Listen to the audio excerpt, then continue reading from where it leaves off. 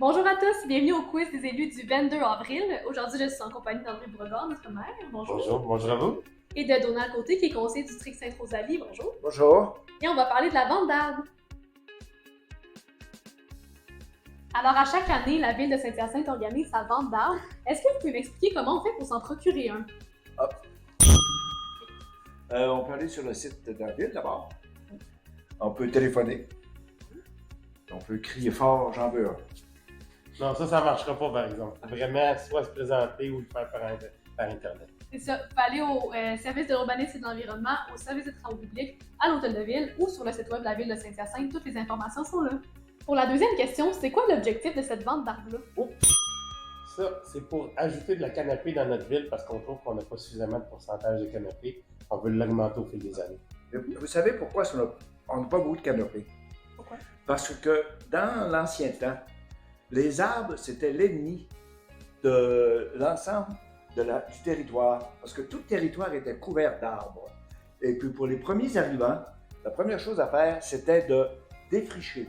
Contrairement aux prairies, c'était déjà tout ouvert. Alors au Québec, pendant de nombreuses générations, les arbres, c'était notre ennemi. En campagne comme en ville.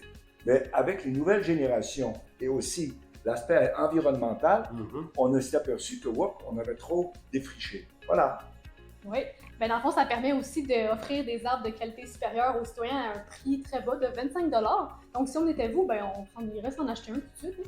Faites vite, il y en a encore disponible. Finalement, pour la dernière question, est-ce que vous avez des trucs de pro pour la plantation de l'arbre? Oh, Donald va être bon là. Oui. Bon, de par mon expérience et aussi pour habiter sur une ferme avec beaucoup d'arbres, parce que ma conjointe, autour de la maison, on en a planté 93 au fil des années. Bon, alors c'est bien simple, il faut choisir le bon endroit pour commencer. Deuxièmement, il faut choisir aussi où il y a un bon type de sol, faire un bon creusage et connaître un peu la fertilisation et s'assurer que la botte, on s'entend, soit bien installée, bien recouverte. Si vous n'êtes pas capable à la main ou vous avez un problème, il y a des gens spécialisés qui sont capables de vous assister pour la plantation. Parfait. Puis il y a un guide de plantation aussi disponible sur le site web de la ville si jamais vous voulez voir tous les détails. C'est ce qui conclut notre quiz des élus. Merci d'avoir participé. Okay. Et on se revoit le 5 mai prochain. Bye! Au revoir, à la prochaine. Au revoir.